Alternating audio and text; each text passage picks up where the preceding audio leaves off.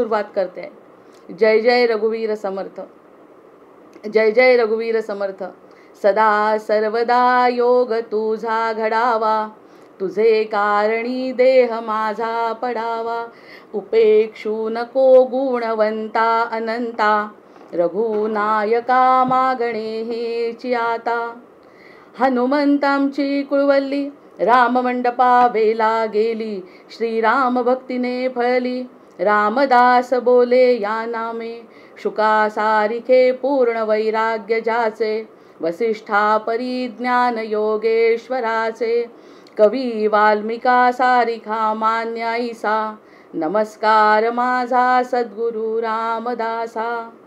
नेत्राने गुरुराजमूर्ती आपुली, मी जे धवा पाहिली. तू विष्णू शिव तूच दैवत मला, तू तात तू माऊली. झाला भाव मनात या मग करू कोणास पाचारण. प्रल्हादा गुरुराजया नित तुम्हा, माझे असो वंदन, माझे असो वंदन. जय जय रघुवीर समर्थ. सध्या आपल्या नदीचा मुद्दा सुरू असल्यामुळे रोज नदीचं सुद्धा स्मरण करणं आपलं आद्य कर्तव्य आहे. गंगा सिंधू सरस्वती च यमुना गोदावरी नर्मदा, कावेरी शरयो महेंद्र तनया, चर्मणवती वेदिका. क्षिप्रा वेदवती महासुर नदी, ख्याता जया गंडकी. पूर्णा पूर्ण जले समुद्र सहित, कुर्वन्तु मे मंगलम. जय जय रघुवीर समर्थ.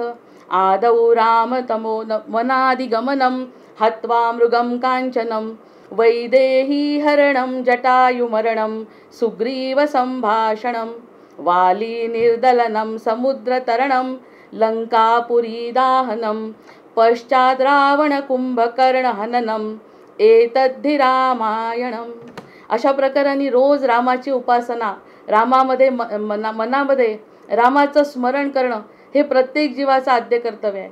आता या ठिकाणी रामाबद्दल बोलतोय म्हणजे फक्त राम हेच तत्व न घेता ब्रह्मा विष्णू महेश या पूर्ण रूपांची आपण ज्या कोणाची तरी जे कोणतं आपला आराध्य दैवत असेल, अगदी विठ्ठल जे कोणतं आपलं आराध्य दैवत असेल त्या आराध्य दैवताचं आपलं स्मरण करणं आपलं काम आहे.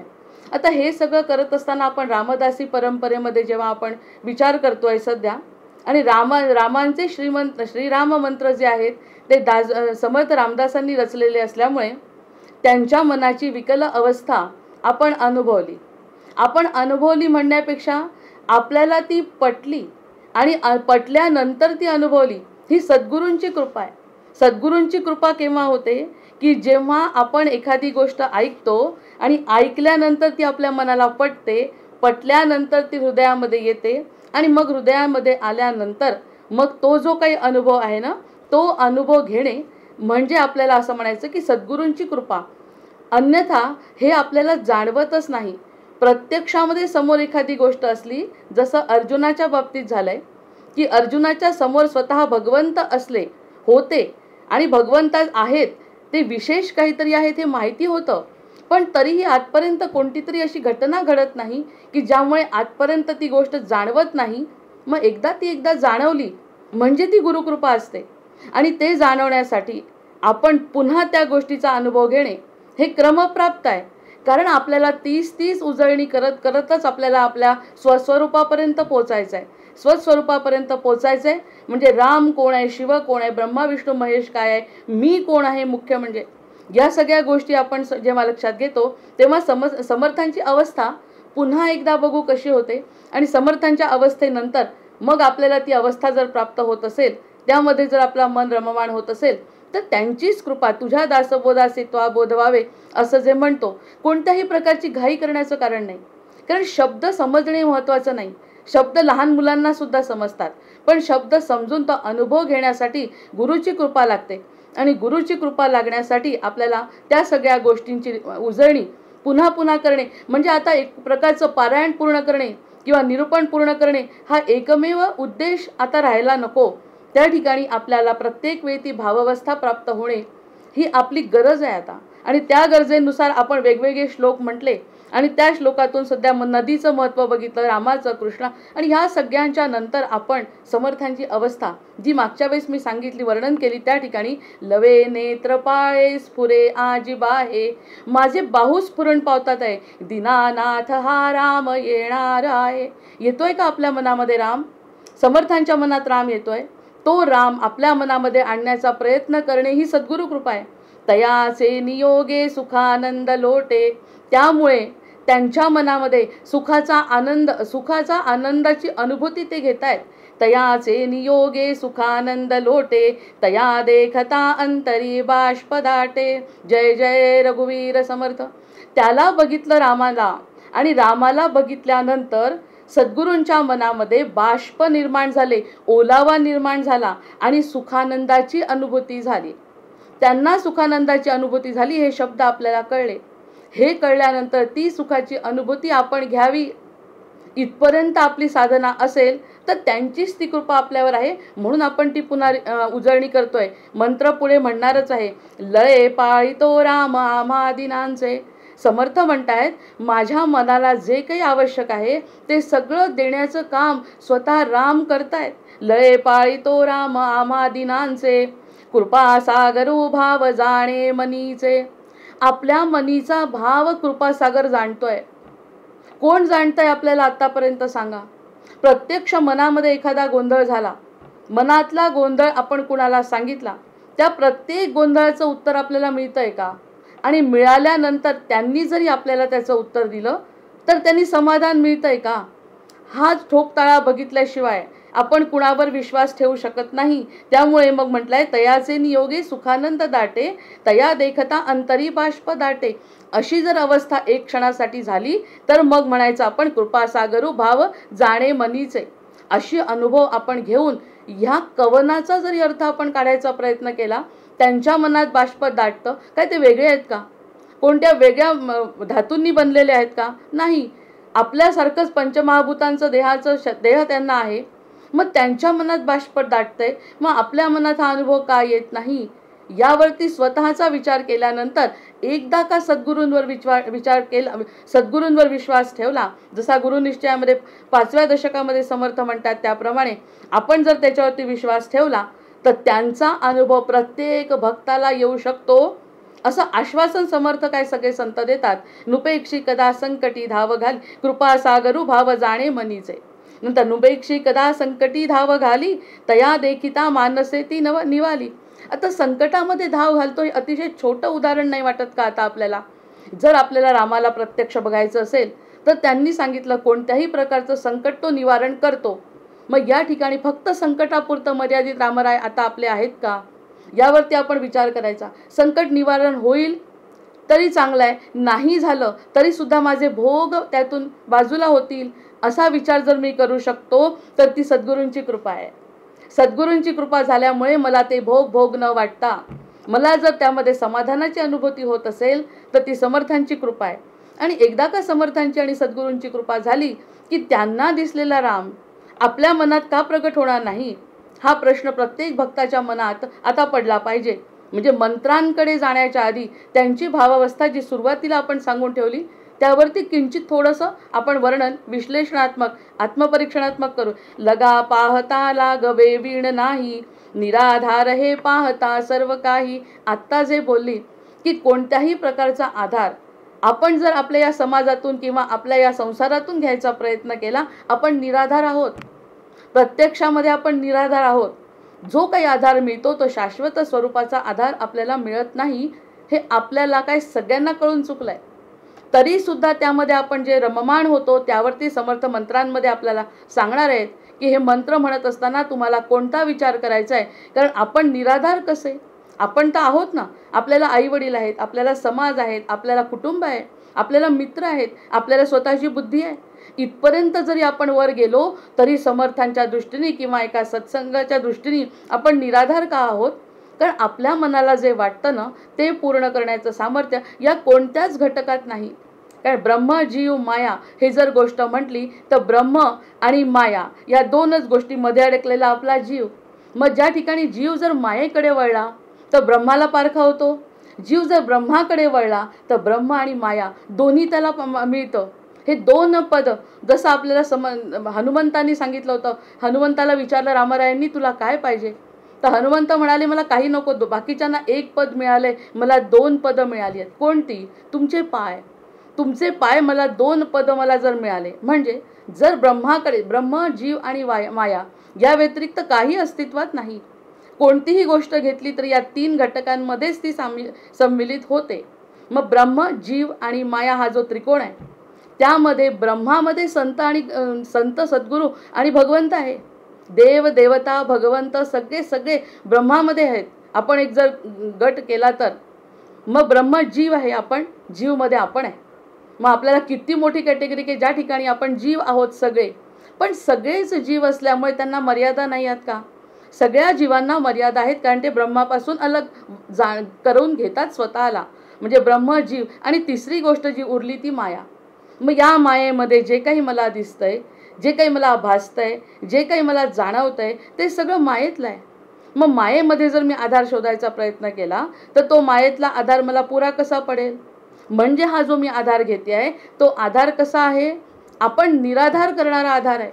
कारण मला खरं सुख पाहिजे, मला खरा आनंद पाहिजे, आणि तो आनंद ही माया देऊ शकत नाही. कारण 3च भाग आहेत, ब्रह्म, जीव आणि माया. मग जीव हा वेगळा घटक आहे आणि माया हा वेगळा घटक आहे. जीवाला लागलेली माया आणि जीवामध्ये असलेलं ब्रह्म, हा जर स्पष्ट भेद आपण करू शकलो, जीवामध्ये ब्रह्म आहे आणि ब्रह्माला माया काही करू शकत नाही, हे ब्रह्माला माहिती आहे. पण जीव त्यामध्ये गुंतलेला असल्यामुळे श्रीराम मंत्र समर्थांनी दिल्या मनाच्या श्लोकासारखे की मायेकडे झुकतो. ही आपली जी घसरगुंडी होते ना मायेकडे जाण्याची, कारण जन्म झाल्याबरोबर आपण मायेमध्ये जे गुंततो त्यामुळे आपला आधार सुटतो. कशाचा आधार सुटतो? जो शाश्वताचा आधार आहे ना आपल्याला. शाश्वताचा म्हणजे ब्रह्माचा आधार आहे, सद्गुरूंचा आधार आहे. ब्रह्म, जीव, माया या 3 गोष्टी जर आपण स्पष्ट केल्या तर आपण जीव म्हणजे अतिशय महत्त्वाचा घटक आहे. आणि आपला महत्त्वाचा घटक आता मला ठरवायचा आहे की मायेत गुंतायचं आहे का ब्रह्माकडे जायचं आहे. आणि ब्रह्मामध्ये आपले सद्गुरू आहेतच, ब्रह्मलीन म्हणतो आपण. ब्रह्मामध्ये लीन असलेले सद्गुरू देहरूपात आपल्याजवळ आहे, त्यांना देहाची काहीही बाधा नसते. त्यामुळे त्यांच्याकडे जर वळलो आपण तर आपण होणार आहे निराधार. हे पाहता सर्व काही हे निराधार आहे हे आपल्याला दिसायला लागतं. म्हणजे या श्लोकांचा त्यांनी आता वाटतंय का आपल्याला हे समर्थ म्हणतायत म्हणून? ते समर्थ म्हणत असताना माझं स्वतःचं आत्मपरीक्षणात्मक जर आपण ऐकलं आपण ते वाचलं तर समर्थांचे विचार मनाला पटतात ना. समर्थांचे विचार पटणे हे बुद्धीचं काम आहे. जे बुद्धीला मी मायेमध्ये लावलं होतं तिला समर्थांकडे ओढलं आणि म्हटलं पटव, आणि पटवून घेतल्यानंतर जर ते हृदयामध्ये स्थिर राहिलं ती त्यांचीच कृपा आहे, सद्गुरूंची. पटवलं कुणी? मग कर्मयोग आहे. ज्या ठिकाणी त्यांनी सांगितलंय कर्मयोग काय आहे की तुम्ही बुद्धीला खेचा आणि बुद्धीला खेचून जो निराधारत्व आहे ते सोडा. आधार कशाचा घ्या? या ब्रह्माचा आधार घ्या, जो नरदेहामध्ये आपल्या समोर आहे सद्गुरूंच्या रूपात. तो जर घेतला तर समर्थांना जो अनुभव आला आहे तो दूर आहे का? जे समर्थ ते म्हणतात तिथपर्यंत चला, माझ्या शब्दांमध्ये न अडकता मला जो अनुभव आलाय तो जर एखाद्या भक्तांनी घेतला तर त्याच्यासाठी देव वाट बघत असतो. आणि तो जसं त्यांच्या डोळ्यात बाष्प दाटलं, त्यांच्या हृदयामध्ये ओलावा निर्माण झाला, मृदगंध आला, सुगंध सुटला, बाहुस्फुरण पावले, त्यांना जी शेंडी होती ती तडतडायला लागली, शेपूट वळवळायला लागलं, छोटंसं किंचितसं जे शेपूट आहे अनुभव घ्या, हे त्यांना व्हायला लागलं. त्यांनी झाल्यानंतर लिहिलंय, त्यांनी हे सगळं झाल्यानंतर आपल्यासाठी लिहिलंय की हे लिहिण्याचं कारण की जीवाला हा अनुभव येऊ शकतो, कारण जीव आणि ब्रह्म एकच आहे. आपण वळतोय मायेकडे, त्यामुळे ह्या त्रिकोणातली मधला महत्त्वाचा मुद्दा जो मला देह मिळालाय तो देह ब्रह्माकडे वळवणे, या मायेकडे दूर करणे, म्हणजे आपण निराधार न राहणे, आपण सनाथ होणे. आपल्याला वाईट वाटतं आपण सनाथ नाही का, मला आईवडील आहे, कुटुंब आहे, खरंच आहे, कोणी पुरत नाही हो, पण पुरलं असतं तर ते काय वाईट नाही. इतके प्रेम करतात आपल्यावर की त्यांच्या इतकं प्रेम करणारं कुणी नाही, पण पटकन सोडून जातात आपल्याला, किंवा आपण कुणाला तरी सोडून जातो. मग हा आधार ते नेहमी करता आपल्याला आधार जर ते देऊ शकत नाही, आपण सनाथ आहोत आणि त्या सनाथांनीच आपल्याला हा आधार दिला आहे आईवडिलांचा, त्या सनाथानीच हा कुटुंबाचा आधार दिला आहे, त्या सनाथानीच हे संसार निर्माण केला आहे, हे जेव्हा मला कळतं तेव्हा यातलं थोडं कमी जास्त झालं तरी माझी मती का स्थिर राहते? कारण परमपिता मला भेटलेला असतो. परमपित्यावरती माझा विश्वास असल्यामुळे मी या सगळ्या गोष्टी सहन करू शकते, कारण मी सनाथ झालेली जाणवते. हे जे सनाथत्व आहे, हा जो सनाथ असण्याचा अनुभव आहे तो समर्थांना आला आहे आणि ते त्यामध्ये चळेना जनी तोची आश्रो धरावा. म्हणून कोणत्याही प्रकाराने, कोणत्याही संकटाने, कोणत्याही आनंदाने, कोणत्याही प्रसिद्धीनी, कितीही पैशानी हा आधार सोडू नये. आपल्याला वाटतंय पैसा आला, हा आधार सोडला, हा जर सोडला तर पुन्हा ये रे माझ्या मागल्या करत आपल्याला फिरावं लागतं. हे सगळ्यात महत्त्वाचं ह्या काव्यामधलं मला जाणवता येते हे, की त्यांना ते जाणवत नाही, मग आपल्याला का जाणवतं? कारण आपण त्यांचा पदर पकडत नाही. मग रघुराज आधार याचा करावा, रघुराज आधार याचा करावा. आता रघुराज आधार याचा करावा म्हणजे आपल्या श्रीरामचंद्रांचे पाऊल आपण त्यांच्यावरती मस्तक ठेवायचे, सद्गुरूंच्या. त्यांचा आधार घेतल्यावर त्यांनी दिलेलं सुख, त्यांनी दिलेलं दुःख सगळं मला समान आहे. त्यांनी जर मला दुःख दिलं असेल तर माझे भोग संपतायत, त्यांनी जर मला सुख दिलं असेल तर ते माझी परीक्षा बघतायत की मी केवढी भाग्यवान की मला हे सुख मिळालं आहे. म्हणजे सुख आणि दुःख एका तराजूत ठेवता येण्याची आपली जी क्षमता आहे, ती क्षमता जाणवणे आतापर्यंत जाणवतच नव्हती. आपल्याला वाटायचं सुख झालं की मला आनंद झाला की मी सुखी, आणि मला दुःख झालं की इतकं दुःखी. मग ह्याला म्हणतात सुखाची साधना. दुःख रहे दूर जब सुख की हो साधना. एकदा का ही गोष्ट समजली, परमपिता रघुराज आधार याचा करावा, एकदा का तो परमपिता मी माझा मानला की बाकीच्या या सगळ्या गोष्टी दुय्यम ठरतात आपोआपच. याला वैराग्य आणि विवेक म्हणतात. समर्थ पुष्कदा दासबोधामध्ये हे जे शब्द येतात ते वैराग्य आणि विवेक. स्वतःहून वैराग्य संसाराबद्दल, की माझं वैराग्य का आहे? कारण देणारा तो मला समजलाय. त्यामुळे बाकी या सगळ्या गोष्टी ज्या आहेत ना, त्या समाधान देऊ शकतील किंवा न शकतील हा त्यांचा प्रश्न आहे, पण त्यामध्ये सुखी आणि दुःखी होणं हा माझा प्रश्न आहे. आणि हा माझा प्रश्न मी कशावरती अवलंबून ठेवला? आपल्या सद्गुरूंवरती अवलंबून ठेवला. असं जर केलं तर होणार काय आहे की समर्थांना जो अनुभव आलाय तो अनुभव प्रत्येक जीवाला येऊ शकतो. आणि इतका सोन्याचा गोळा आपल्या समोर असताना आपण करंट आहोत की ज्याला कोणाला ही गोष्ट समजत नसेल. लपावे अति आदरे रामरूपी. मग असं जेव्हा एकदा आनंद झाला, राम ठेवेल तसं राहील, असं प्रत्येक भक्तांनी म्हणायला काय हरकत आहे? आता तर आपला काळ असा बदललाय हिंदूंचा की आम्ही हिंदू आहोत म्हणायला पाहिजे, आम्ही रामावर श्रद्धा ठेवतो म्हणायला पाहिजे, माझ्यावर ते सुख दुःख संकट जे येतील ते राम निकालात काढणार आहे असं म्हणायला पाहिजे. मला सगळ्या गोष्टींचा आत्मविश्वास असला पाहिजे प्रत्येक हिंदूला. मग हे सगळं झालं. लपावे, कुणाच्या आधाराने लपावाय? लपायचं आहे अति आदरे रामरूपी. रामरूपामध्ये लपायचं आहे. छोट्या छोट्या गोष्टीतून कोणीतरी विचारलं पाहिजे प्रत्यक्ष, इतकं कसं काय समाधान, इतका कसा काय आनंद, कशाचा आनंद होतो, एवढा कशाचा आनंद होतो, प्रश्न पडला पाहिजे लोकांना. आपण दुःखाचे दडगाणे खात जातो. मग दुःखाकडे गेलं, कोळसा कितीही उगाळला तरी काळाच निघणार नाही का? दुःख उगाळलं दुःखच निघणार आहे. सुख कधी त्या दुःखामध्ये निघू शकत नाही. आज मिळेल 10 वर्षांनी, पण 10 वर्ष आपल्या आयुष्याचा संपूर्ण घटक आहे का? आपण 100 वर्ष जगतो असं गृहीत धरलं तर 10 वर्षातलं दुःख, त्या दुःखामध्ये दुःख, दुःखामध्ये दुःख, त्याच्यातच जर राहिलो तर सुखाकडे वळायचं कधी? मग ब्रह्म, जीव आणि माया यामध्ये फक्त ब्रह्माकडे वळायचं आहे. ब्रह्मानी म्हणजे सद्गुरूंनी जे सांगितलं त्याकडे जर मला प्राधान्यक्रम देता आला तर मायेकडे माझा आपोआप दुर्लक्ष होतं आणि मायासुद्धा खजील होईल. अरे कितीही त्रास द्या, कितीही संकट या व्यक्तीला काही फरक पडत नाही. ती आपली निघून जाईल आपल्या जीवनातून. इथपर्यंत आपण परिस्थिती आणायची, आणि नाही निघून गेली तरी मला काही फरक पडत नाही, कारण सांभाळणारे सद्गुरू आहेत. असं जेव्हा प्रत्येक भक्ताला वाटेल तेव्हा लपावे अति आदरे रामरूपी. आपण माळ घेताना लाजायचं नाही, कुणाच्याही समोर माळ घेताना लाजायचं नाही, कारण माझा आत्मविश्वास त्या रामामध्ये भरलेला आहे. हे आतापर्यंत जाणवलं असेल तर उत्तम आहे, नसेल जाणवलं तर आपण त्याची साधना करायला पाहिजे, कारण याशिवाय दुसरा पर्याय आपल्या समोर आता शिल्लक नाही. त्या 4 युगाची दुःख जेव्हा आपण बोललो, तर 4 युगामध्ये जी काही भांडणं झाली त्या भांडणांच्या प्रकारामध्ये आताचं जे भांडण चाललंय ते आपल्याशी आहे, आपला इतरांशी काहीही संबंध नाही. बाकीच्यांमध्ये आपण काहीही बदल करू शकत नाही. आपला आपल्यात करतो आणि मोक्षाकडे जाऊ शकतो. रामराय स्वतः प्रगट करू शकण्याची ताकद प्रत्येक जीवामध्ये आहे. फक्त सद्गुरूंचे शब्द पटले पाहिजे. लपावे अति आदरे रामरूपी, भयातीत निश्चिंत ये स्वस्वरूपी. कोण आहे हो असं सांगणारा? यावरती जास्त फिदा आपण सगळेजण समर्थांवर झालो पाहिजे. तुला दुसरं कुणाची गरज नाही. मला तर सतत वाटतं की मला कुणाची तरी गरज आहे. कुणीतरी मला चांगलं म्हणावं, कुणीतरी मला खायला द्यावं, कुणीतरी माझं कौतुक करावं, कुणीतरी मला पैसे द्यावे. का? आपला स्वतःवर विश्वास नाही. माझ्याजवळ जर पैसे नाही तर त्या आहे त्या पैशा समाधानी जर मी राहत असेल तर विश्वास कुणावर आहे? माझ्यावर आहे. नको मला. कितीतरी वेळा जीवनात अशा घटना घडतात की जे थोडक्यात राहतात ना, त्यांची आपल्याला असूया वाटते. अरे आपल्याजवळ एवढं असून ते थोडक्यात राहून किती आनंदाने जगतात ते लोक. मग त्यांचा जो आनंद आहे तो आपल्याला पाहिजे.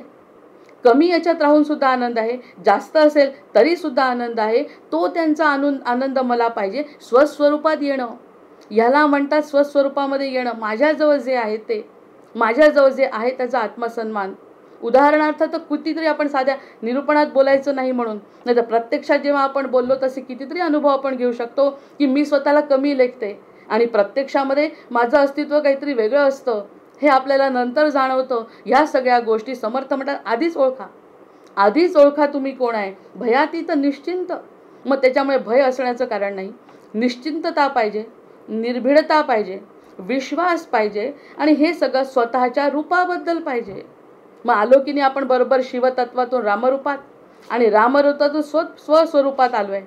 मग स्वस्वरूपात येऊन जर आपल्याला सशक्त करतायत समर्थ, तर मग यासारखी कोणती संधी आपल्याला आणखी वेगळी पाहिजे सांगा. आणि हे असेच सांगणारे सगळे संत आपल्याला आवडले पाहिजे. त्यांचं सगळं भयातीत निश्चिंत. आणि ही जी निश्चिंतता येते हा खरंच अनुभव घेतला आहे. प्रत्येक जीवाने हा अनुभव घेतला आहे की देवाचं नाव घेतल्यावर जो माणूस निश्चिंत होतो ना, त्याला कशाने फरक पडत नाही. कुणी राष्ट्राच्या नावाने निश्चिंत असतो. एक व्यक्ती पाहिला होता म्हातारा, जो अतिशय क्षीण, त्याचं शरीर जर्जर काया झाली होती, पण देशाभिमानी असल्यामुळे काया जर्जर होऊन सुद्धा 15 ऑगस्ट 26 जानेवारी कोणता दिवस होता त्या दिवशी त्याचा व्हिडिओ बघितला की काया जर्जर असून सुद्धा झोपून तो आपला ध्वज हलवत होता देशाचा. म्हणजे हे शेवटपर्यंत त्यांनी एक जे कार्य करायचं ठरवलं ते केलं आणि देशाच्या प्रमाणे तो आपल्या स्वस्वरूपाला मिळाला. कारण त्याला जे वाटत होतं की माझा देश हे माझ्यासाठी सर्वस्व आहे, तसे माझे सद्गुरू माझ्यासाठी सर्वस्व आहे, असं जर प्रत्येक जीवानी मांडलं तर कोणी काही बिघडवू शकत नाही. याची ग्वाही स्वतः समर्थ देत आहेत. आणि या राममंत्रांचं वाचन मनन चिंतन करण्याआधी आपली भूमिका स्पष्ट करायची आहे. आपला पाया पक्का केला पाहिजे. इमारत बांधायची आहे, पहिल्यांदा पाया पक्का पाहिजे. पाया पक्का केला, भरपूर पाणी टाकायचं, प्रेमाचं पाणी या इमारतीला टाकायचं आहे. विश्वासाचे दगड त्याच्यामध्ये खोचायचे आहेत आणि सद्गुरूचं नाम घेत घेत हृदयाला पक्क करायचं आहे. तू माया, ब्रह्म आणि जीव यामधला आता जीव ब्रह्माकडे वळायचं आहे. तुला इकडे या मायेत बिलकुल अडकायचं नाही. मग आपण भयातीत आणि एका वेळी निरूपणात हे पण बोललो आहे आपण की ज्या ठिकाणी देहाची सुद्धा चिंता करायचं कारण नाही, कारण देह इथेच मिळाला आहे मला, जो इथे मी सोडणार आहे. त्याच्यामुळे देहाची सुद्धा चिंता करण्याचं कोणाला कारण नाही. माझा मी जर स्वस्वरूपामध्ये मिळालो तर समर्थांची ती वाक्य आपल्यासाठी आहे तसं म्हणायला काय हरकत आहे की लपावे अति आदरे रामरूपी, भयातीत निश्चिंत ये स्वस्वरूपी. आणि भयातीत आणि निश्चिंत असं होऊन स्वस्वरूपामध्ये स्थिर व्हा. मग हे इतकं साधं जे काव्य आहे त्या काव्यावर जर एवढं चिंतन मनन आणि अनुभव जर एखाद्या व्यक्तीने घेतला, बोलणाऱ्याला आला आहे तर तसाच इतरांना जर आला, मग श्रोता वक्ता श्री अनेन प्रियताम देवो भगवान जानकीपती श्रीरामचंद्र पूर्वेशाम अस्माकम कुलदैवतम. प्रत्येक शब्द एक तरी ओवी अनुभवावी. एक जरी ओवीचा अनुभव आपल्याजवळ घेतला तर अमृतकण आपल्यालाच मिळणार आहे. मग सदा कदा तो जनी पाहताही दिसेना. मग त्या ठिकाणी ताबडतोब तसे ते किती, म्हणजे आपण म्हणतो ना कडक हेडमास्टर आहेत समर्थ. ते म्हणतात तुम्ही जनाकडे बघितलं, इतरांकडे बघितलं, संसाराकडे बघितलं, मायेकडे बघितलं तर तुम्हाला कुठेही राम दिसणार नाही. दिसला तर तो आधी ब्रह्मरूप झाल्याशिवाय तिथला राम दिसणार नाही. अन्यथा राम सर्वत्र आहे. चराचरात आहे राम, श्रीराम जय राम जय जय राम. पण तो दिसतच नाही. त्यातमध्ये राम असतात आपण त्यांच्याशी भांडण केलं नसतं. त्यामध्ये राम असता तर त्यांनी म्हटलेल्या गोष्टी आपल्याला पटल्या असत्या. त्यांच्यामध्ये राम जर आपल्याला गृहीत धरला असता तर त्यांनी जर आपल्या चुका काढल्या तर आपल्याला आनंद मिळाला असता. या सगळ्या गोष्टी घडत नाहीत म्हणजे त्यांमधला राम आपल्याला दिसत नाही. भगवंत हृदयस्थ आहे असं आपण आपल्याला जेव्हा म्हणतो तेव्हा इतरांमध्ये सुद्धा भगवंत आहे हे दिसणं त्याला वेगळी दृष्टी लागते. आणि ती जर दृष्टी नसेल तर ती दिसतच नाही कुणाला. पण ते दिसायला पाहिजे. ह्या वाक्यातून आपण विचार करायचा. कदा तो जनी पाहताही दिसेना, सदा ऐक्य तो भिन्न भावे वसेना. खरं म्हणजे प्रत्यक्षात समर्थ म्हणतायत भिन्न भावानी तो वसत नाही. जे काही घडलंय त्याबद्दलही पूर्ण विचार करायला पाहिजे. आता एक आपल्या चैतन्य सत्संग मंडळाचे देगलूरकर घराणं इतकं मोठं आहे.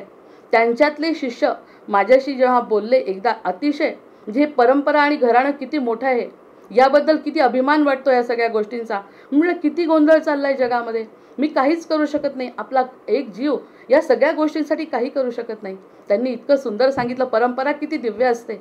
त्यांनी मला असं सांगितलं की कौरवांच्या काळामध्ये कौरव किती होते आणि पांडव किती होते. रामाच्या काळामध्ये रामाचं सैन्य किती होतं आणि रावणाचं सैन्य किती होतं. पूर्वीच्या काळी तर आपल्याकडचं सैन्यच नव्हतं. जेव्हा मत्स्यावतार झाला किंवा ज्या ठिकाणी अमानवी अवतार झाले तेव्हा तर मानव नव्हते सुद्धा, तरी रामाचं काम चाललंय ना, विष्णूचं काम चाललंय ना. मग आता आपल्याला दिसतोय गोंधळ सगळा, पण हे सगळं त्याचं काही ना काही विशेष प्रयोजन असलं पाहिजे. 4 युगांचं ते डिग्रेडेशन झाल्याशिवाय, काहीतरी खराब झाल्याशिवाय, अमृत मंथन केल्याशिवाय, हलाहल बाहेर पडल्याशिवाय अमृत मिळत नाही. अशी ही परंपरा सांगणारे त्यांचे शिष्य सांगतात मला. काळजी करण्याचं कारण नाही. तसा आपण आपल्या परीने प्रयत्न करणारच आहोत. आपण सगळ्या पद्धतीने प्रयत्न करणार आहोत. चांगलं वागून, आपल्या पुढच्या पिढीला संस्कार देऊन हे सगळं करत राहायचंय. आपले कर्म आपल्याला सोडायचे नाही आहेत. पण कर्म करत असताना जर एखादी गोष्ट आपल्या जीवनात घडली नाही तर त्याने आपण दुःखित आणि व्यथित होण्याचं कारण नाही. कारण करते सवरते सांभाळणारे ते आहेत. ह्यावरती विश्वास ठेवा. हे देगलूरकर घराण्यातले जे शिष्य आहेत त्यांनी जे मनाला शांती दिली, म्हणजे कुठे मोठं कार्य चाललंय, काळजी करण्याचं कारण नाही, असं प्रत्येक ठिकाणी भगवंतांनी आपले दूत पेरून ठेवले. मग हे जे दूत आपल्याला सांभाळत असतात ते कसे सांभाळतात आपल्याला, कारण आपल्या जीवाला जी तळमळ असते ना, ती तळमळ शांत करणारे. म्हणे त्यांनी काय म्हटलंय, तयाचे नियोगे सुखान तया देखता अंतरी बाष्प दाटे. मग आता त्यांनी माझ्या प्रश्नाचं उत्तर घर बसल्या जर दिलं असेल तर बाष्प येणार की नाही मनामध्ये, ह्याचा विचार करू. मग सदा ऐक्य तो भिन्न भावे वसेना. म्हणजे कंस सुद्धा होता तर कृष्णाने का जे काय करायचं ते त्यांना मारलंय, कंसाला सुद्धा, हिरण्यकशिपू, हे सगळे उदाहरणं पूर्वी काळापासून चाललंय. आपण आत्ता घाबरण्याचं काही कारण नाही. आपण घाबरायचं नाही, पण आपण स्वतः काय करायचंय, आपण लय पाळतो राम आम्हा दिनांचे असं वाक्य ठेवत आपण आपलं कर्तव्य अतिशय चांगल्या पद्धतीने करत राहिलं तर एक दिवस आपल्याला सुद्धा तो कल्की अवतार जो येणार आहे ना, तो सुद्धा आपल्याला अनुभवता येईल. कारण वेळ तशी आलेली आहे. मग लघु लाघवी राम कोदंडधारी. आता आमचा राम कसा आहे, अतिशय लाघव आहे. त्याच्यात कोदंड त्यांनी हातात घेतलं, त्याच्या धनुष्याचं नाव कोदंड आहे. आणि असा कोदंड घेतलेला मनी चिंतिता शोक संतापहारी. आपल्याला आनंद मिळाला. 2 मिनिटं त्या शिष्यांनी, परंपरेतल्या शिष्यांनी जर आपल्याला 2 गोष्टी सांगितल्या तर आपल्याला किती भरून पाहिलं, शांतता वाटली. स्वतःचा प्रश्न होता का, मला स्वतःला कोणत्या प्रकारचा त्रास होता का, नाही. समाजामधलं गोंधळ पाहून जर माणसाची अवस्था जर आपली डळमळत असेल तर ते म्हणजे धार्मिक म्हणवता येणार नाही तुम्हाला. हृदयस्पर्शी तुम्ही मनाने अतिशय कोमल आहात म्हणून या सगळ्या गोष्टी वाटतात, पण प्रत्यक्ष त्याची चिंता फार करायची नाही. आपण बघायचं, सर्व साक्षीनी सगळ्या गोष्टी बघायची ताकद आपण ठेवायची. तेव्हा कुठे आपल्याला नुपेक्षी कदा संकटी घाव घाली तया देखिता मानसे ती निवाली. अशा पद्धतीने रामराय स्वतःचं लघु लाघवी राम कोदंडधारी मनी चिंतिता शोक संतापहारी महासंकटे नाम घेता निवारी. कितीही संकट येवो महासंकटे नाम घेता निवारी भवसागरी मूढ पाषाण तारी. आणि अशा पद्धतीने पाषाण ज्यांनी तारले, त्या रामानी पाषाण ज्यांनी टाळले तो रामराय कार्यरत असतो आणि त्याचा अनुभव समर्थांनी घेतलाय. आणि असे समर्थ मला सापडणं, भक्ताला सापडणं ही आपली परमकृपा आहे. आपल्या देह मिळण्याचं सार्थक आहे. दुसरं काहीही सार्थक या देहाचं नाही. आणि देहामध्ये जी एक चैतन्य निर्माण होतं, ती ऊर्जा जी समर्थांमध्ये निर्माण झाली, ती ऊर्जा प्रत्येक भक्तामध्ये निर्माण होऊ शकते. कारण ते परंपरा तशीच आहे.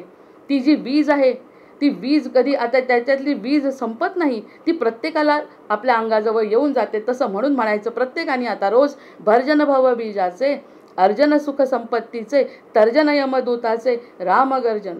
आता त्यांनी असं भर्जन भवबीजाचे, आमचं जे भवबीज आहे, आमचा जो जन्म होणार आहे पुन्हा पुन्हा पुन्हा पुन्हा, तो टाळायचं असेल त्याचं टाळणारं काम कोण करतोय, राम करतोय. भर्जन भवबीजाचे, अर्जन सुख संपत्तीचे, सुख संपत्ती समाधानाचं अर्जन पण रामनाम करतोय. तर्जन यमदूताचे, आणि यमदूताचं तर्जन होत आहे. यमदूत आमच्याजवळ येऊ शकत नाही, कारण विष्णुदूत आम्हाला घ्यायला येतात. रामगर्जन, सगळ्यांनी रामाची गर्जना करा, बोला राम राम राम. असा हा समर्थांचा जो सुरुवात आहे. आपण जो त्यासाठी आपण 2-4 गोष्टी बोलायच्या आहे. कसा? वाचा नेमावी माझे नामी, म्हणून प्रत्येक भक्तांनी वाचा नेमावी माझे नामी, जे बोलाल ते फक्त माझ्याबद्दल बोला. वाईट बोलू नका. दुःखाबद्दल चर्चा करण्याचं काही कारण नाही, संकटाबद्दल चर्चा करण्याचं कारण नाही. आपण आपलं बळ स्वतःचं वाढवून जे कोणी चांगलं काम करतंय त्यांना आपलं मानसिक बळ आपण देऊ शकतो. वाचा नेमावी माझे नामी, मन नेमावे ध्यान संभ्रमी. मनाचं काम की नाही संभ्रम आहे. मनामध्ये सतत संभ्रम. इतकं शिकतोय, इतकं ज्ञान आहे, इतके सद्गुरू आपल्या पाठीशी आहे, तरी संभ्रम असतोच. मग तो संभ्रम जर दूर करायचा असेल तर मन नेमावे ध्यान संभ्रमी. मनाला ध्यानामध्ये ठेवायचं आहे, वाचेला नामात लावायचं आहे. आपली वाचा परापश्यंती मध्यमा, तिन्ही गोष्टीतून आपले वाचा कशाने फक्त रामनामामध्ये, म्हणजे आपल्या सद्गुरूंनी दिलेल्या मंत्रामध्ये मन नेमावे ध्यान, मनाला ध्यानात आणायचं आहे. म्हणजे ह्या मनाला सगळे हे शब्द आवडायला लागतात. आवडल्यानंतर त्याची उजळणी केल्यावरती मनामध्ये रुजतात, आणि मनामध्ये रुजल्यानंतर तो समाधान मिळतं. ते समर्थांचा जो अनुभव आहे तो आपल्याला मिळतो. मग प्राण कुठे नेमायचा? प्राण नेमावा प्राणायामी. प्राणायाम करायचा, आपली ऊर्जा वाढवायची. आपल्या प्रत्येकाला माहिती आहे की आपला जो प्राण आहे तो किती, त्याचं श्वासोश्वास आपण घेणार आहे ठरलं आहे. जन्म आणि मृत्यू ठरलं आहे, आपल्याला जरी समजत नसलं तरी ते ठरलं आहे. त्याचा स्पॅन वाढवायचा आहे. म्हणजे आपण प्राणायाम करून आपल्या प्राणांवर नियंत्रण ठेवण्याचा प्रयत्न करायचा आहे. त्यासाठी ऊर्जा पाहिजे, त्यासाठी मन स्थिर पाहिजे, त्यासाठी वाचा चांगली पाहिजे, सद्गुरूंची कृपा पाहिजे. नाही तर आज मरतो की उद्या आत्महत्येस प्रवृत्त होणारे लोक, त्यासाठी हे सगळ्या गोष्टी आवश्यक आहे ऐकणं. या सगळ्या गोष्टींवर एकच तोडगा आहे. वाचा नेमावी माझे नामी, मन नेमावे ध्यान संग्रमी, प्राण नेमावा प्राणायामी, इंद्रिये दमने नेमावी. आणि इंद्रियांचं दमन करावं. आपण म्हणतो ना, खाणं पिणं आणि मजा करणं हे एवढं जीवनाचं ध्येय असू शकत नाही.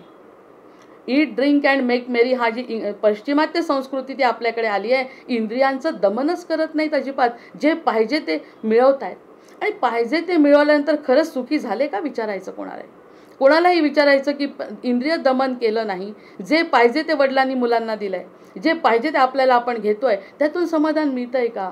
आणि जो समाधानी आहे, जो संत सज्जन जो समाधानी आहे, त्याच्या चेहऱ्याकडचं आणि त्याचं तेज बघा. आणि यांनी अनुभव घेतलेले, एवढा पैसा खर्च केलेले, इतके ते मायेत रमलेले लोक बघा. कोण थकलंय, कोण आत्महत्या करतंय, कोण आत्महत्या करतंय? ज्यांच्याजवळ इंद्रियांचं दमन नाही. म्हणजे या सगळ्या गोष्टींवरती विचार केल्यानंतर अतिशय खरंच एक महत्त्वाची गुरुकिल्ली आपल्या हाती लागते की या सगळ्या गोष्टीत काही पडलेलं नाही. आता सांगतात सगळेच जण, पण पटलं पाहिजे, हृदयात उतरलं पाहिजे, आणि असं झाल्यावर ती सद्गुरुकृपा असते हे जाणवलं पाहिजे. मग बुद्धी नेमावी आत्मविवेक. आपल्याला जी बुद्धी दिली आहे ना, ती बुद्धी आत्मविवेकामध्ये नेमावी. दुसऱ्यांचं कमीपणा करण्यात किंवा दुसऱ्यांशी बरोबरी करण्यात न घालवता आपला विवेक आपण शोधायचा. आपले प्रश्न आपल्या सद्गुरूंना विचारायचे, सद्गुरूंनी त्यांची उत्तरं द्यायची आणि शांत व्हायचं. अशा प्रकारची आपली जी बुद्धी आहे, जी अतिशय त्रास देते, सगळी इतरांमध्ये रमण्याचा प्रयत्न करते, नाही त्या गोष्टी आपल्या जीवनामध्ये आणण्याचा प्रयत्न करते, त्या बुद्धीला थांबवायचं. नाहीतर हा लळे नेत्रपाळे स्फुरे आजी बाहे, दीनानाथ हा राम येणार आहे, ही अनुभूती येणार नाही. बुद्धी नेमावी आत्मविवेके, जीव नेमावा परमात्म सुखे. हा जो आपला जीव आहे तो परमात्म्याच्या सुखामध्ये लीन करावा, त्याला आवडेल तसं वागावं. आणि इतुके नुते आवश्यके, इतकं जर आवश्यक आहे जे आत्तापर्यंत आपल्याला प्राधान्यक्रमाने समजलंच नाही, नुसतं जगणं, त्यापेक्षा जगण्याच्या पलीकडे राम आहेत, ह्याकडे जर लक्ष गेलं, इतके नुते आवश्यके होसी कौतुके मद्रूप. त्यामुळे तुझं कौतुक होणार आहे आणि माझ्या रूपात तू विलीन होणार आहे. इकडे म्हणतात आहे स्वस्वरूपी, त्यांनी म्हटलंय भयातीत निश्चिंत ये स्वस्वरूपी, आणि आता म्हणतात आहे होसी कौतुके मद्रूप. आणि माझ्या रूपामध्ये तू येणार आहे. जर स्वतःच्या रूपामध्ये गेला तर, स्वतःच्या रूपामध्ये जर तू स्थिर झाला, स्वार्थ तुला कळला, तू कोण आहे हे जर तुला कळलं, तर तू माझ्यात मिसळून जाणार आहे, नुसता माझ्याकडे बघणार आहे. शेवटची मुक्ती, सायोज्य मुक्ती तुला मिळवून देतो. दासबोधामध्ये त्यांनी त्याचं सखोल वर्णन केलं आहे की त्या वर्णनाप्रमाणे मी आणि तू वेगळा राहणार नाही. देव पहायासी गेलो, देवची झालो. मग हे देवाची अनुभूती तुला होणार आहे. मग या सगळ्या गोष्टी जर समर्थांनी सांगितल्या, त्यावरती 100% विश्वास ठेवून जर तो भक्त वागेल, तर त्याचं या क्षणापासून आपलं सार्थक जीवनाचं झालं हे कळेल. आता त्यासाठी आपण छोट्याशा गोष्टी सांगितल्या. दुःखात घाबरणे हा आराध्यावर अविश्वास आहे. आपण जर दुःखामध्ये घाबरलो, खरंच किती घाबरतो आणि किती अविश्वास दाखवला आपल्या आराध्यावर, हे आपल्या आता लक्षात येतं. पश्चाताप होतो. पश्चाताप कशाचा होतोय? आता आत्मपरीक्षण जेव्हा करतो, आत्मस्वरूपामध्ये जेव्हा लीन व्हायचा जीव प्रयत्न करतो, तेव्हा म्हणतो मी दुःखात खूप घाबरलो देवा, आणि प्रत्यक्षात तू सगळं तू करू शकतो, तरी पण मी घाबरलो. तू माझा नाथ असून सुद्धा मी घाबरलो. हा तुझ्यावरचा अविश्वास, हा मोठं पाप माझ्या हाताने झालंय. दुःखात घाबरणे हा आराध्यावर अविश्वास आहे. आणि सुखामध्ये अहंकार हा आराध्याचा अपमान आहे. सुखामध्ये जो मला अहंकार होतो तो आराध्याचा अपमान आहे. कारण आराध्याने दिलेलं हे सुख आहे मला समजत नाही, आणि मी अहंकारात जेव्हा वागतो जीव, तेव्हा तो त्याचा असतो अपमान. आणि प्रत्यक्षात अविश्वास, अपमान हे सगळं आपण केलंय. मग हे रामाचं दर्शन कसं होणार आपल्याला? सुखात अहंकार हा आराध्याचा अपमान आहे. कशातही म्हणजे सुख आणि दुःखामध्ये स्थिर आणि कृतज्ञ राहणे ही आराध्याची कृपा आहे. मग आता जर मला स्थिर राहायचे असेल तर तुझी कृपा मला पाहिजे, आणि तुझी कृपा जर मला पाहिजे असेल तर माझं लक्ष तुझ्याकडे पाहिजे, अन्य कुठेही लक्ष जाता कामा नाही. इकडे जर माझं लक्ष गेलं तुझी कृपा होणार नाही, हे मला आता कळलंय. आता फक्त तू आणि तू माझा. गुरुर्ब्रह्मा गुरुर्विष्णू गुरुर्देव महेश्वरा, गुरु साक्षात परब्रह्म तस्मै श्री गुरवे नमः, असं जे तोंडानी म्हणतो ते प्रत्यक्षात तू म्हणशील तसं जेव्हा म्हणशील, म्हणजे मी दुःखात घाबरणार नाही, सुखामध्ये अहंकार करणार नाही, सुखदुःखामध्ये स्थिर आणि कृतज्ञ राहीन, असं माझ्या मनाला पटवीन, म्हणजे ती तुझी कृपा आहे हे मला कळलंय. आणि हा जो सतत कृतज्ञ भाव अंतरी बिंबावा हे माझं कर्तव्य आहे. हा जो कृतज्ञ भाव आहे तो माझ्या अंतरी बिंबावा, हे माझ्या अमृतकणातले समर्थांची बरोबरी माझी असू शकत नाही. पण जो काही अनुभव आपल्याला येतो तो अनुभव सांगणे ही आपली जबाबदारी आहे. दुःखात घाबरणे ही आराध्यावर अविश्वास, सुखात अहंकार हा आराध्याचा अपमान. कशातही म्हणजे सुख आणि दुःखात स्थिर आणि कृतज्ञ राहणे ही आराध्याची कृपा. आणि इतकं सतत कृतज्ञ भाव अंतरी बिंबणे म्हणजे हे माझं कर्तृत्व आहे. आणि हे कर्तृत्व मला आजपासून या क्षणापासून सुरू करायचं आहे, असं समर्थांना वचन द्यायचं आहे. आणि हे जे आहे तो गुरु निश्चय, तो समर्थांचे गुरु वेगळे, म्हणजे गुरुबद्दल बोलले ते वेगळं, पण लेकरांनी केलेला निश्चय समर्थांनी ऐकल्यावर समर्थ आपोआप कृपा करतात. त्यामुळे माझ्या अंगामध्ये बाष्प निर्माण होणे, त्या अर्थाने माझे बाहुस्फुरण पावणे, ह्यासारखी अनुभूती, ही सगळी दिव्य अनुभूती घेता येणे ही त्यांचीच कृपा आहे, त्यांचीच बरसात आहे. मग कुठे दुःखाचा लवलेश कुठे दिसतोय? कुठे समाजाची विवळता दिसते? कुठे बाकीच्यांच्या वाईट गोष्टी दिसतात? हा प्रश्न माझा. प्रत्येक भक्ताचा देवाशी झालेला हा संवाद आहे. अशी कृतज्ञ भावना जर मनात निर्माण झाली तर कुणाची कृपा? ती भगवंताची कृपा, म्हणजेच सद्गुरूंची कृपा. डोळ्याने बघतो ध्वनी परसतो, कानी पदी चालतो, जिव्हेने रस चाखतो, मदरही वाचे आम्ही बोलतो, हाताने बहुसाळ काम करीतो, विश्रांतीही घ्यावया, घेतो सोख सुफे फिरून उठतो, ही ईश्वराची दया. कुठे वाटत होती आतापर्यंत ईश्वराची दया? उठलो तरी काही नाही फरक पडत, ते सगळं गृहीत धरायचं, हे आपल्याला सगळं मिळालंय. हे माझं जीवन सांगते. प्रत्येक बोलणारा व्यक्ती स्वतःबद्दलच बोलत असतो, इतर कोणालाही तो सल्ला देत नाही किंवा इतरांना असं वेगळ्या पद्धतीने बोलत सुद्धा नाही. हा आपलं परीक्षण आहे. खरंच आपणून उठतोय, आपणून खातोय, अन्नपचन होतंय, बुद्धी इतकी चांगली आहे, चांगलं वातावरण मिळालंय, हे सगळं आपण कधी सगळं गृहीत धरलं ना. मग हे गृहीत धरल्यामुळे फार मोठं नुकसान झालं. गृहीत धरून संसारामध्ये जे रमलो, गृहीत धरून त्याची दिलेली बुद्धी संसारात वापरली, अतिशय मोठमोठे पुरस्कार मिळाले, आणि पुरस्कार घेतल्यानंतर सुख समाधान काहीच नाही, कारण ज्याची होती त्याला समर्पित केली नाही. त्यामुळे ब्रह्म जीव माया या तीन गोष्टी त्रिसूत्री लक्षात ठेवून आपला रोल त्याच्यातला हा आहे की आपण फक्त इकडेच वळायचं आहे, इकडे वळणं बंद. कर्तव्यपूर्ती करणे इथपर्यंतच आपला मायेशी संबंध, बाकी सगळा सद्गुरूंशी संबंध ठेवणे. मग आता म्हणायचं आहे पुन्हा, रामो राजमणी सदा विजयते, रामं रमेशं भजे, रामेणाभिहता निशाचरचमो, रामाय तस्मै नमः, रामान्नास्ति परायणं परतरं, रामस्य दासोऽस्म्यहं, रामे चित्तलयः सदा भवतु मे, भो राम मामुद्धर. जय जय रघुवीर समर्थ. मग अशा वेळी काय आलं जुळून सांगा. तुम्हाला आपण बोललोय आधी, त्यामुळे आपण हे सांगू शकतो, जोग लगन ग्रह बार तिथी, सकल वये अनुकूल, चर अचर अरु अचर हर्ष जुत, राम जन्म सुख मूल, सियावर रामचंद्र की जय. अशा पद्धतीने रामरायांचं आगमन जीवनामध्ये येणं आणि मनाला समाधान मिळणं, या सगळ्या गोष्टी आपल्या हातात आहेत की नाही. आता काय म्हणावं, आधी अंड का आधी कोंबडी, माझ्या हातात आहे का सद्गुरूंची कृपा झाली, प्रश्न आपला आपण विचारायचा आहे. सद्गुरूंची कृपा झाली म्हणून मी असं वागू शकतो, भक्त म्हणतो, की मी असा वागलो म्हणून सद्गुरूंची कृपा झाली, हा ज्याच्या त्याचा प्रश्न ज्याच्या त्याच्यावर सोडून द्यायचा. आणि आपण आपला आनंदाने 28 एप्रिलचं आपलं वचन ऐकू आणि मग माझ्या श्लोकांना सुरुवात करते. एप्रिल 28 गोंदवलेकर महाराजांचं प्रवचन बघा किती सुंदर आहे. खरी तळमळ लागली म्हणजे संत भेटतो. आता हे जे चाललंय त्याच्याशी काय वेगळं आहे सांगा. खरी तळमळ लागली म्हणजे संत भेटतो, ह्यावरती विश्वास, पुन्हा मग हृदयामध्ये बाष्प दाटणे, या सगळ्या गोष्टी घडू शकतात. खरी तळमळ लागली आणि स्वतः गोंदवलेकर महाराज म्हणतात, जे समर्थांनी जे सांगितलं ते गोंदवलेकरांचा आजचा दिवस. आणि खरी तळमळ लागली म्हणजे संत भेटतो, ह्यावरती आता माझा खूप दाट विश्वास आहे, असं आपल्या प्रत्येक भक्तांनी म्हणायचं. कारण असंताची आवड नाहीशी झाली की संत हवासा वाटतो. जोपर्यंत माया डोळ्यांनी दिसते तोपर्यंत ब्रह्म दिसत नाही. एकदा का ब्रह्म दिसलं की ब्रह्मही दिसतं आणि मायाही दिसते. एकदा का ब्रह्म दिसलं, सद्गुरूंचे पाय दिसले की सद्गुरू पण दिसतात आणि सद्गुरूंनी दिलेलं कार्य पण दिसतं. मग असंगाचा संग सोडायचा आणि यांचा संग धरायचा. असंताची आवड नाहीशी झाली की संत हवासा वाटेल. संत जे बोलतील ते जगाच्या कल्याणाकरता असते. मी 4च ओळी घेतल्या आहेत कारण आपल्याला मंत्र घ्यायचे आहेत. संत जे बोलतील ते जगाच्या कल्याणाकरता असतं, ह्यावरती विश्वास ठेवायचा. आत्तापर्यंत जे गृहीत धरलं ते सोडून दिलं. संत निस्वार्थी असतात आणि ते तळमळीने सांगतात, यावर आपण श्रद्धा ठेवली पाहिजे. संतांच्या सांगण्याचा खरा अर्थ आचरणाने कळेल. म्हणून हा आजचा मुद्दा बघा अगदी तंतोतंत जुळतोय. मन नाना सद्विद्येचे गुण, याही वरी कृपाळूपण, हे सद्गुरूचे लक्षण, जाणीजे क्षोत्री श्रीराम. हे दासबोधामध्ये त्यांनी म्हटलंय. 5व्या दशक, 2रा समास आणि 73वी ओवी. नाना सद्विद्येचे गुण, याही वरी कृपाळूपण, हे सद्गुरूचे लक्षण, जाणीजे श्रोत्री. आपली प्रस्तावना संपत नाही मंत्रांची. हे क्षोत्री म्हणजे या सगळ्यांनी जाणावं की हे जे सद्विद्येचे गुण आपल्याला सगळीकडे दिसतात, संतांच्या सांगण्याचा खरा अर्थ आचरणाने कळतो म्हणतात. आमचे महाराज म्हणायचे, जेव्हा आम्ही लहान होतो तेव्हा सांगायचे की मी कोण आहे हे स्वतःहून कोणाला सांगू नये.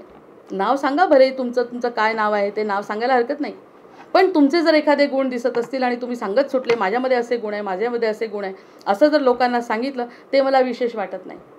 जर तुमचे गुण पाहून कोणी जर आलं तुमच्याकडे, हे गुण तुमच्यामध्ये कुठून आले, तेव्हा तुम्ही स्वतःबद्दल सांगा, तेव्हा तुम्ही स्वतःबद्दल बोला की हे गुण, ही परंपरा, हे माझे सद्गुरू आणि हे सगळं. आधी तुम्ही स्वतः सांगितलं तर सद्गुरूंचा अपमान आहे. कारण तुम्ही तसे वागाल असं नाही. जर त्यांना तो गुण त्या ठिकाणी दिसला आणि जर कोणी चौकशी केली तेव्हा स्वतःबद्दल बोला, जसे आमचे महाराज स्वतः करायचे, की त्यानंतर माझे हे सद्गुरू माझ्याकडून करून घेतात.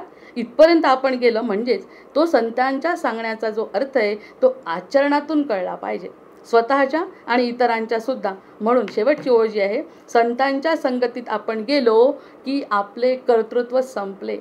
मग प्रत्येक वेळीनं ह्या निरूपणांवर सुद्धा एक निरूपण होऊ शकतं, पण आपण ते थोडक्यात घेत असतो कारण आपण मंत्रांकडे वळतोय. त्यांनी म्हटलंय संतांच्या संगतीत आपण गेलो की आपलं कर्तृत्व संपलं. आपण मानतो का आपलं कर्तृत्व संपलं? आपण मानतो का? हा प्रश्न मी मला विचारते. की आत्मपरीक्षणामध्ये जर असा विचारला गेला की माझं कर्तृत्व माझं सुरू आहे, माझं लेखन सुरू आहे, माझं बोलणं सुरू आहे, माझा अभ्यास सुरू आहे, माझं सांगणं सुरू आहे, माझं इथे जाणं सुरू आहे, माझं तिथे जाणं सुरू आहे, असं प्रत्येकाला वाटत असतं. प्रत्यक्षात जर तुम्ही संतांच्या संगतीत आहात ही ओवी जर तुम्हाला सत्य करायची असेल तर ती करत असताना तुमचं कर्तृत्व संपलं पाहिजे, असं गोंदवलेकर महाराज म्हणतात. त्यामुळे या ठिकाणी 28 तारखेच्या गोंदवलेकर महाराजांच्या प्रवचनातून हा धागा आहे की संतांच्या संगतीत आपण गेलो की आपले कर्तृत्व संपले. जानकी जीवन स्मरण, जय जय राम. महारुद्र हनुमान की जय. जय जय रघुवीर समर्थ. आता अशा पद्धतीने आपण शिवस्तुती म्हणजे शिवतत्व बघितलं. अरे बाप, एकच श्लोक. शिवतत्व बघितलं, शिवतत्वानंतर रामतत्व बघितलं, रामतत्वानंतर आत्मतत्वावर चर्चा केली. आत्मतत्व सद्गुरूंमुळे समजतंय हे कळलं, सद्गुरूंची कृपा झाली. आणि सद्गुरूंच्या कृपेशिवाय, ब्रह्माकडे वळल्याशिवाय जीवाला शांती मिळत नाही. कारण जीव हा ब्रह्माचा अंश आहे, मायेचा नाही. मायेचा हा दुसरा भाग आहे असं कळलं. आता म्हणून म्हटलंय की फोडून शब्दांचे अंतर, वस्तू दाखवी निजसार, तोची गुरु माहेर अनाथांचे. असा हा अनाथांचा माहेर असलेला गुरु 5वं दशक 2ऱ्या समासातला. म्हणून आपण आपल्या मंत्रांना सुरुवात करू. एक मंत्र होणार, नको शास्त्र अभ्यास व्युत्पत्ती मोठी, जडे गर्भ ताठा अभिमान पोटी, कसा कोणता नेण अजपारे, हरे राम हा मंत्र सोपा जपारे. इतके सगळे अनुभव घेतल्यावर आपल्याला असं वाटतं किती कठीण असेल. आता समर्थ काहीतरी कठीण सांगतील. इतकं जीव ब्रह्म माया सांगितल्यावर स्वतःबद्दल विचार करा. इतके कठीण कठीण तत्व सांगितल्यावर सद्गुरू इतकं सोपं करतात, सहज सुंदर. श्रीराम त्यांनी म्हटलं हरे राम हा मंत्र सोपा जपारे. हा पहिला श्लोक आहे. 49 श्लोक आहेत ते, त्यातला पहिला आहे. आता स्वगुण परीक्षेमध्ये समर्थ स्वतः म्हणतात आहे ना की माणसाच्या जन्माची 3 वैशिष्ट्ये आहेत. कोणती वैशिष्ट्ये आहेत 3? माणसाला मीपणाची जाणीव आहे, मी आहे याची जाणीव आहे. नाही तर आपण कोणत्याही क्षणी आपलं स्वतःला संपवलं असतं, याच्यावर आपण कधी विचार नाही केला. आपल्याला मीपणा जाणवतो, माझं ममत्व आहे, ही जाणीव आहे. हे महत्त्वाची गोष्ट प्रत्येक जीवाला असते. दुसरी, माणसाला काळाचं भान आहे. असं वाटतं संपून गेला काळ तर काय करू, उरलेलं आयुष्य माझ्या हातात नसेल तर काय करू, बरंचसं वाया गेलं आहे, असं हे जाणवतं. हे सुद्धा मूळ स्वभाव आहे. आणि तिसरा आहे भगवंताची जिज्ञासा. ती पण जिज्ञासा मुळात आहे, जी पशूंमध्ये नाही, ती आपल्यामध्ये आहे. मग या 3 वैशिष्ट्य सगुण परीक्षेमध्ये समर्थांनी सांगितलं आहे. 3 आहेत. मग या 3 पैकी मीपणाची जाणीव झाल्यावर व्हावी ही आपली इच्छा होती. मग मी स्वतःला माझं नाव आणि देह समजत होतो, त्याच्या पुढेकडे मी आहे यासाठी माझा प्रवास सुरू झाला. म्हणून त्याच्यासाठी काय करायचं की नको शास्त्र अभ्यास व्युत्पत्ती मोठी, हा मंत्र आपण त्यावर बोलणार आहे. मग माणसाला काळाचं भान आहे. असं वाटतं लवकर सुरू करावं, नाही तर कदाचित जीवन संपून जाईल, म्हणूनही मी कदाचित या मंत्राकडे वळेन. मग काळाचं भान हा माझा स्वस्वभाव आहे, त्या स्वभावामुळे मंत्र मला आवडतील. तिसरं म्हणजे भगवंताची जिज्ञासा आहे, मी कोण आहे. जर मला कळलं की मी भगवंतच आहे आणि भगवंताचे सगळे गुण माझ्यामध्ये आहे, तर मी स्वतःला कमी लेखीन का. मागे आपण एकदा म्हटलं, कुरूप स्त्रीला जर म्हटलं की तू कुरूप आहे तर किती राग येतो. प्रत्यक्षात ती कुरूप असते सुद्धा, पण तिला का राग येतो, कारण मुळात तिला माहिती आहे ना मी भगवंताचा अंश आहे. तिथे कुठेतरी तिला मीपणाची जाणीव आहे, तिला भगवंताची जिज्ञासा आहे. तो भगवंत कोण आहे हे तिला माहिती आहे, त्यांनीच मला जीव दिला हे आतमध्ये कुठेतरी मागच्या जन्मापासून आपल्याला माहिती आहे, म्हणून राग येतो. अन्यथा आपल्याला आपण कुरूप आहे हे जर आपण मानलं असतं तर त्यावेळेला राग नसता आला कुरूप म्हटल्यावर. पण तिला कुरूपतेचा राग का येतो, कारण मी ऐश्वर्य संपन्न भगवंताचा अंश आहे हे तिला आत कुठेतरी माहिती असतं हृदयामध्ये. म्हणून ती जिज्ञासा आहे ना, त्यामुळे मग ती जर जिज्ञासा पूर्ण करायची असेल तर समर्थ म्हणतात नको शास्त्र अभ्यास व्युत्पत्ती मोठी. काय जास्त करू नको बाळा, तू जास्त शास्त्र वाचू नको, अभ्यास करू नको. या 3 गोष्टी तुला मी मुळातच देऊन दिल्या आहेत. मृत्यूचं भय आहे, मीपणाची जाणीव आहे, काळाचं ज्ञान आणि भगवंताची जिज्ञासा हे तुला मूळ दिलं आहे. फक्त त्याचा पदर पकड आणि जडे गर्भ ताठा अभिमान पोटी. हा जो अभिमान आहे ना त्या देहासोबत आलेला, तो अभिमान सोडायचा आहे फक्त. कारण ह्यानी काय होत आहे, जन्मामध्ये होत आहे, जन्माला आलो, देह मिळाला, एक तर अति चांगलं होईल आपलं किंवा अति वाईट होऊ शकतं. म्हणजे पुनरपी जननम पुनरपी मरणम. मग हे तुला सांगून ठेवतो समर्थ म्हणतात. अति चांगलं पण होऊ शकतं, तुझं होऊ शकतं, जे पशुयोनीत होणार नव्हतं. पशुयोनीत जे होणार नव्हतं ते नरदेहात होणार आहे, हे तुला सांगून ठेवतो. अति उत्तम म्हणजे अगदी भगवंताच्या मांडीवर तू जाऊन बसू शकतो. नाही तर तू अगदी नीच योनीला जाऊन, कुत्र्या गाढवाच्या योनीला जाऊन तू स्वतःचं आणखी पतन करू शकतो. अतिउत्तम किंवा अति नीच तू काम करू शकतो.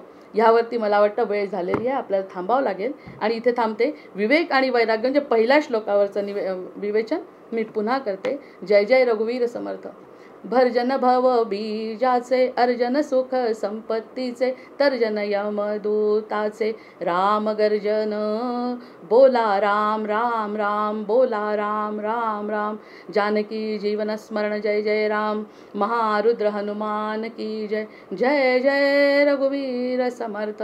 आवाहनम न जानामि तवार्चन, पूजांचैव न जानामि, क्षम्यतां परमेश्वर, क्षम्यतां परमेश्वर.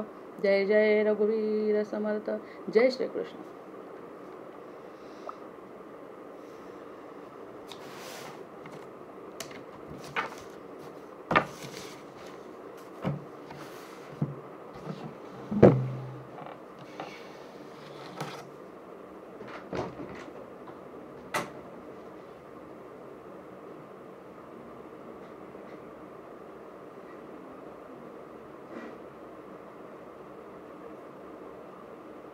येत नाही अरे माझा एक मिनिट. धन्यवाद ताई. आज तुम्ही आम्हाला नाममंत्रावर आपलं प्रवचन होतं. आज तुम्ही आम्हाला सांगितलं की रामाचं आद्य कर्तव्य आहे आणि आराध्य दैवताचं स्मरण आपण करावं. ब्रह्म, जीव आणि माया आहे आणि आपल्याला सर्व कळायचे. तेव्हा मायाकडे दुर्लक्ष होईल. रामदेवी आपल्याला येत नाही आणि आपल्या पाया पडतात. आज आपल्या प्रवासाबद्दल आम्ही खूप काही शिकलो.